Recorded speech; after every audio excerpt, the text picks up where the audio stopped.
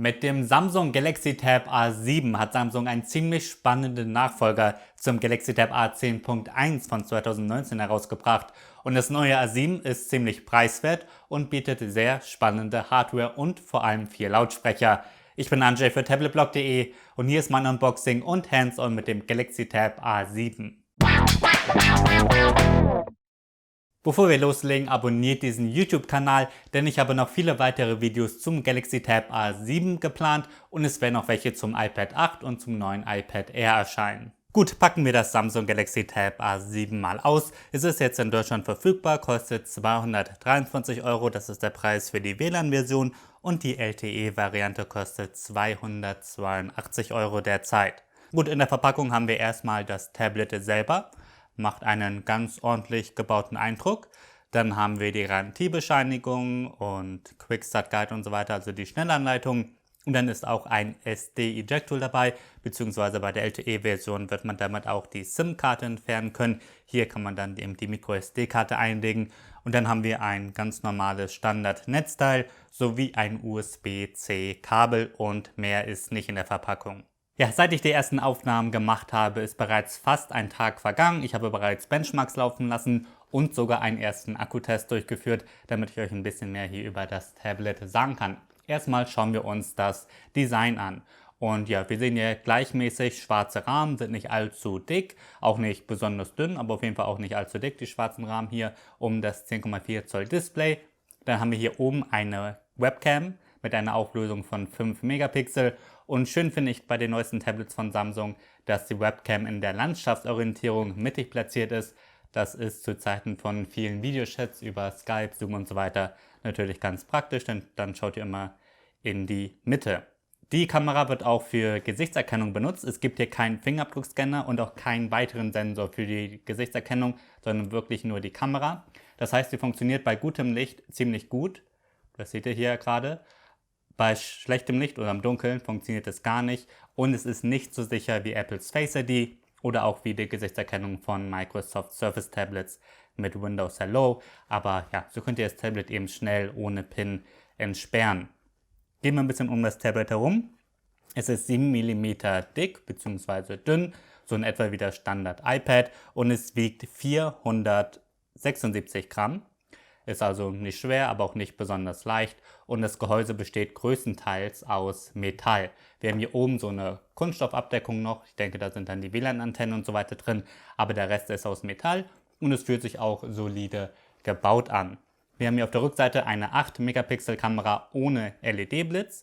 Dann haben wir hier an der Seite den Micro-SD-Karten-Slot, dort passen Speicherkarten mit bis zu 1 Terabyte rein. Dann haben wir hier 2 Lautsprecher. Und dann haben wir hier den Einschaltknopf, die Lautstärkeregler, ein Mikrofon und hier dann nochmal 2 Lautsprecher und einen USB-Typ-C-Anschluss. Das ist allerdings ein USB-Typ-C 2.0 Port, das heißt, ihr könnt durchaus SSDs und so weiter anschließen, jedoch keine externen Monitore. Zu den Lautsprechern, ihr habt gesehen, hier sind diesmal 4 Lautsprecher und das ist echt großartig, denn einer der wenigen Nachteile bei dem Vorgänger war, dass der nur 2 Lautsprecher und zwar nur eine Seite hatte, sodass keine echte Stereo-Trennung zu hören war. Jetzt kommt der Sound von beiden Seiten und es sind auch noch 4 Lautsprecher. Das ist echt super. Normalerweise müssen wir dafür ja deutlich mehr Geld ausgeben. Ich habe bereits ein bisschen YouTube und so damit geschaut. Erstmal auf einem iPad und dann habe ich den Rest des Videos hier drauf geschaut und naja, so gut wie bei einem iPad ist der Sound nicht. Auch nicht so gut wie beim Samsung Galaxy Tab S7, aber eben besser als beim Vorgänger, da wir eine echte Stereo-Trennung haben. Also ist in Ordnung. Schön ist auch, dass man hier mit Netflix in Full-HD-Auflösung schauen kann, denn es hat ein Wideband-Level von L1. Also zum Filmeschauen und so weiter ist es dadurch ein bisschen besser geeignet als der Vorgänger. Schön ist auch, dass wir weiterhin einen ganz normalen Kopfhöreranschluss haben. Der fehlt ja bei den meisten Premium-Geräten, aber bei der Mittelklasse ist er noch dabei. Das ist super. Gut, dann kommen wir zum Display. Das ist ein 10,4 Zoll LCD-Bildschirm mit einer Auflösung von 2000 x 1200 Pixel.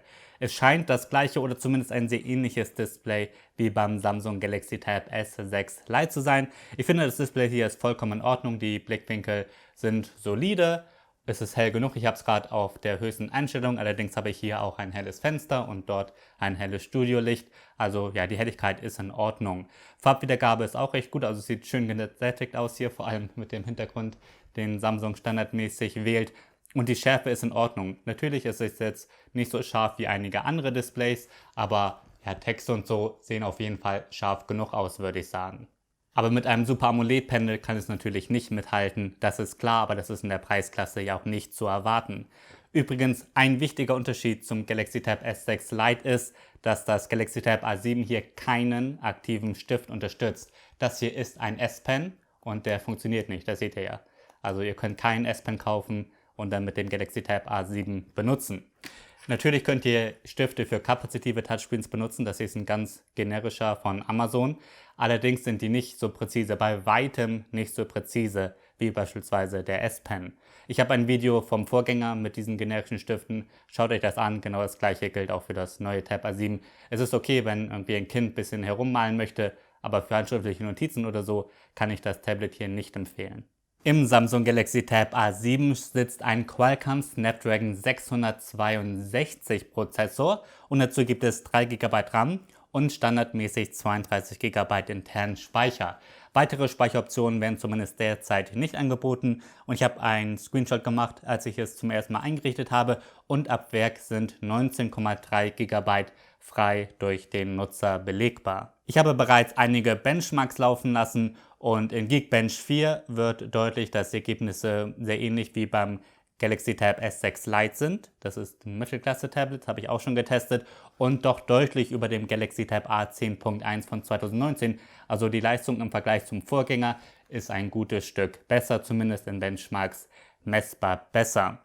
Die Grafikleistung in Geekbench 5 scheint erstaunlich niedrig zu sein. Da muss ich noch mehr Tests laufen lassen, um zu schauen, wie die Grafikleistung im realen Einsatz dann ist oder ob es hier irgendwie ein Software-Update braucht, damit es ein bisschen besser wird. Ich habe bereits PUBG Mobile gespielt, das seht ihr hier gerade und das läuft ganz ordentlich, sieht auch schick aus. Allerdings kann man die Grafik derzeit nur auf ausgeglichen setzen und nicht auf HD. Ja, aber damit läuft es eben flüssig. Ich habe auch Asphalt 9 gespielt, das schaut nicht ganz so gut aus und da sind mir schon ein paar Ruckler aufgefallen. Also das perfekte Spieletablet ist das hier nicht, das kann man bei dem Preis natürlich auch nicht erwarten, das ist klar. Man kann natürlich Spiele spielen, ihr seht ja PUBG Mobile und Asphalt 9 und so weiter laufen, aber klar, ein High-End-Spieletablet ist das hier nicht. Ich muss aber wirklich die Grafikleistung noch weiter für meinen finalen Test genauer untersuchen. Gut, dann kommen wir doch mal zur Software. Auf dem Samsung Galaxy Tab A7 läuft Android 10. Das können wir uns mal ganz kurz hier anschauen bei Softwareinformationen. Das ist Android 10 und da drauf liegt die One UI in Version 2.5. Es scheint auf den ersten Blick also genau die gleiche Software zu sein wie beim Samsung Galaxy Tab S7, dass er deutlich teurer ist. Im Vergleich dazu fehlen aber einige Features. So gibt es hier nicht den Samsung DeX Desktop Modus. Den verbaut Samsung wirklich nur bei den Premium Tablets und beim Galaxy Tab A7 und auch beim Galaxy Tab S6 Lite übrigens, da fehlt der Samsung DeX Desktop Modus. Es gibt ja auch kein Dock, das man herausziehen kann, um dann Apps nebeneinander zu öffnen oder so. Diese Funktion fehlt hier auch. Sonst die Standardfunktionen von Samsungs One UI sind sonst, soweit ich sehen kann, dabei. Die Samsung Notes App ist auch vorinstalliert. Wie gesagt, ist jetzt nicht perfekt, da man mit diesem Tablet nicht ganz so gut handschriftliche Notizen aufschreiben kann. Also eigentlich gar nicht gut, sondern eher mit der Bildschirmtastatur geschriebene. Aber ist eben dabei, Samsung Notes. Ihr könnt auch weiterhin 2 Apps direkt nebeneinander öffnen. Ich kann hier mal den Browser neben der Samsung Notes App öffnen und das funktioniert ganz ordentlich und mit den 3 GB RAM werdet ihr relativ problemlos auf einer Seite YouTube haben können und dann gleichzeitig im Browser ein bisschen surfen. Also das funktioniert auch mit dieser Hardware ganz gut, aber klar, richtig starkes Multitasking ist hiermit nicht möglich, dafür braucht ihr dann eben ein leistungsstärkeres Tablet. Sonst muss ich sagen, gefällt mir die Software von Samsung in letzter Zeit echt gut. Also die One UI mit Android 10 hier scheint recht flott zu sein. Alles scheint schön flott zu reagieren. Klar, es wäre jetzt schön, wenn der Samsung DeX Desktop Modus noch dabei wäre und so. Aber ja, ich finde die Oberfläche von Samsung echt schick mittlerweile. Ist nicht mehr so überladen. Ihr seht, es ist relativ wenig vorinstalliert. Die Microsoft Office Apps sind dabei, sowie OneDrive und so ein paar Standard-Apps von Samsung, aber es ist jetzt wirklich nicht überladen. Diese Spiele und Benchmarks habe ich natürlich selber installiert. Netflix und Spotify und YouTube Music sind allerdings ab Werk dabei. Ja, ich habe bereits einen meiner Akkutests laufen lassen und wenn man bei mittlerer Helligkeit lokal ein HD-Video in einer Endlosschleife abspielen lässt, dann hält der Akku 11,5 Stunden.